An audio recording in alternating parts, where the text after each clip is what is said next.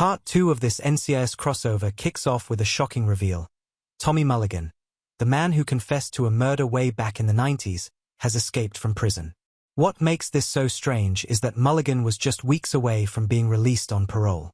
Parker brings this mysterious case to the team, noting it was one of Gibbs' earliest investigations, which instantly stirs up a wave of nostalgia and curiosity. Mulligan escaped with another inmate, Luther Stokes, but Stokes was found dead shortly after. So naturally, the team's first question is, why would Mulligan risk everything when freedom was already within reach? As the team dives into the old files, they discover that Mulligan spent years drawing pictures of a woman named Lainey Sims. And when they dig deeper, they realize Gibbs once suspected Mulligan wasn't the real killer. Instead, he believed Mulligan took the blame to protect Lainey. Burke, the victim, had been shot and then staged to look like a suicide. A messy case that Gibbs' old partner, Franks, never got over. It was the one that got away. The case files are filled with relics from the past, VHS tapes, handwritten notes, and all sorts of evidence from a very different era of NCIS. And here's where things get even more interesting. Mulligan's trail leads the team to none other than Vera Strickland, played once again by Roma Mafia.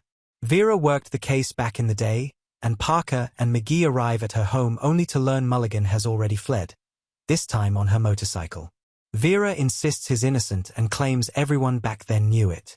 She tells them Mulligan killed Stokes in self-defense and that he's just trying to right a wrong. She convinces Parker to let her help, and together they begin re-examining old evidence, tracing it all the way to Congressman James Wallace, a man whose family ties might be at the heart of the original crime. Meanwhile, Torres and Jessica dig into Lainey's past, traveling to the town where the murder happened. It's practically deserted now, but they track down Lainey's ex-husband, who drops a massive bombshell. Lainey killed Burke, not Mulligan. She was pregnant at the time, and Mulligan took the fall for her. Even worse, the ex-husband admits he's not sure the man Burke supposedly beat up, Wallace's grandfather, was even guilty of anything. Racked with guilt, he ends up taking his own life, leaving the agents with even more questions. As the pieces come together, McGee manages to dig up and watch Gibbs' old interrogation tapes, offering fans a nostalgic look at the past. Vera reveals she's still in touch with Gibbs, and that he's proud of McGee's growth. Then, Torres and Jessica finally track Mulligan down. He confesses everything. He wasn't escaping to run, he was trying to save his son. Turns out, the baby Lainey was pregnant with back then, that was his child. And now, his son Jason knows the truth about who really killed Wallace's grandfather and is hellbent on revenge. Casey provides the last crucial detail. Wallace's grandfather's property sat on a valuable water source, and a company wanted to buy it.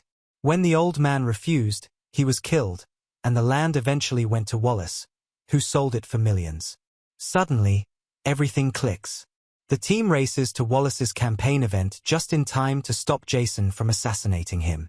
In a powerful moment, Vera convinces Jason to stand down, reminding him that his father spent 3 decades behind bars to protect him. That sacrifice, she says, can't be in vain. In the end, justice comes full circle. Jason turns himself in, Wallace is arrested after his DNA matches the murder weapon, and Mulligan finally walks free, the truth clearing his name after all these years.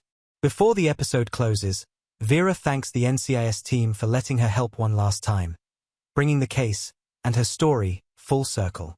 Jimmy adds a heartfelt touch, placing a book called The Stories We Leave Behind in the Navy's time capsule, filled with memories, photos, and the legacy of the NCIS family that's carried these stories for decades. What did you think of this emotional crossover and the way it tied back to Gibbs' early days? Do you think this could open the door for more classic NCIS characters to return? Drop your thoughts in the comments. I'd love to know what moments hit you the hardest.